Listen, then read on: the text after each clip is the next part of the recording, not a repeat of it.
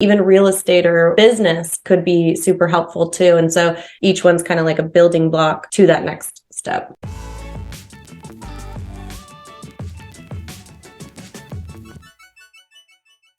Now, I want to dive into a little bit about your architecture journey. I didn't realize this until later. So I grew up with a grandpa that was a brick mason, and he was constantly talking to me about construction and like plans he was looking at and drawings he was looking at and projects he was working on. And so I was always like engaged in it because it was just kind of like commonality me and my grandpa had, and we grew just really close because of it. And then as I started into college and figure out what I want to do, my dad was like, you should be a structural engineer. Engineers make good money. They do it. And I have an uncle that's a really successful local engineer here in Salt Lake City. And so my mom's brother was like, go talk to Uncle Chris and see, what's going on. So I go and talk to my uncle, and the whole time I'm at his office, I'm like, do you guys do that? Do you guys do that? And everyone was just, no, that's the architect. That's the architect. That's the architect. And so I immediately was like, maybe I should be an architect. And then kind of later I realized like I was never a good drawer. Like I was the worst at it. And then like people started showing me like sketches of architects. And I'm like, that's a terrible drawing. Yeah, right? It's like a doctor's.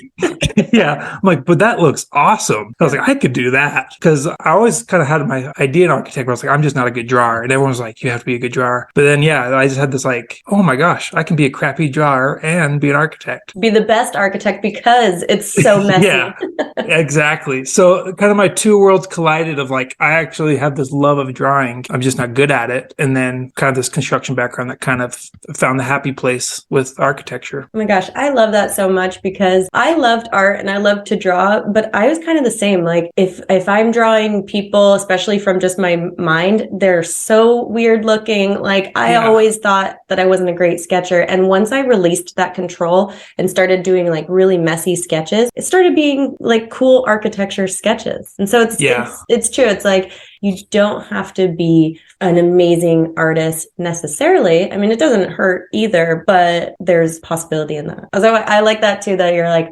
okay, well, who's doing that? It's the architect. All right, I guess I got to do that. So did you go straight into college knowing first off that that was what path you were going to take? I mean, that was kind of doing like my generals where, those first year or 2 years kind of filling it out or whatever. And I actually, my architecture journey begins with hardship was I didn't get accepted into the bachelor's program at the University of Utah, which I was attending. So then that really threw me for a loophole of like, well, I want to be an architect, but I don't want to wait another year to reapply to maybe get in. So then I actually got my bachelor's degree in urban planning. Which helps.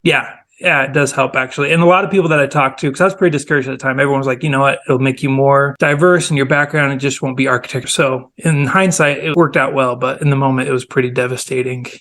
Yeah. So many of us go to something different for your bachelor's. And with architecture, it's so common to get your master's. And so that's kind of a good reminder to people. Like if you don't get into the first program directly in architecture, take something that can be applied to it.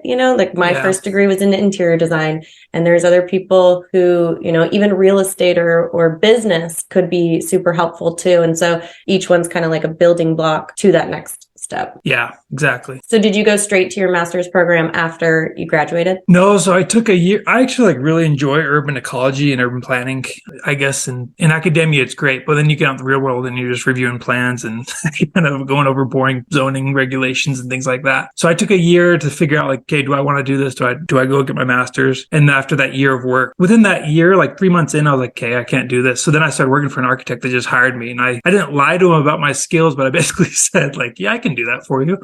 And then I was YouTube University from there. But then, so then after a year of working, I got into the master's program. Nice. I mean, I think that having that break in working sets you up well for master's and for the exams. So let's dive into that a little bit. What did that process look like? Were you the type that wanted to hit them hard as soon as you graduated, or did you want to have a break? I know you have a family, so you have 3 kids. So I'd love to hear also like how that affected or maybe didn't affect that timeline. What'd that look like? Yeah, so into my master's program, so I took a 3+ program. So that first summer is really heavy. Like we're talking a full-time plus job in the summer. So I wasn't able to work. And the firm I was at, the principal told me, if you can't be here for 4 hours at a time, then don't come to work. And I was like, well, I have a family. I have to pay, I have to pay bills. And so I just started freelancing, additions or whatever remodels I could get a hold of to pay the bills. So that kind of sparked the entrepreneur in me to like, oh, I can pay the bills doing this, and kind of it allowed me to set my own schedule and things like that. So once I graduated, I was like, I want to take my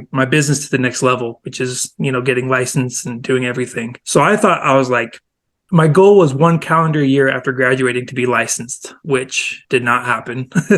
Humbly did not happen. So I was pretty gung-ho at the beginning, but now I'm still in this journey. So here we are. Yeah, I had the same reasoning for wanting to get licensed, working in school on my own projects, and then having to explain to clients that I'm not technically an architect. I can do these projects. And it was just always such like a workaround. And so that was a huge motivator for me as well. And I didn't finish in 1 year either. So, it's a journey.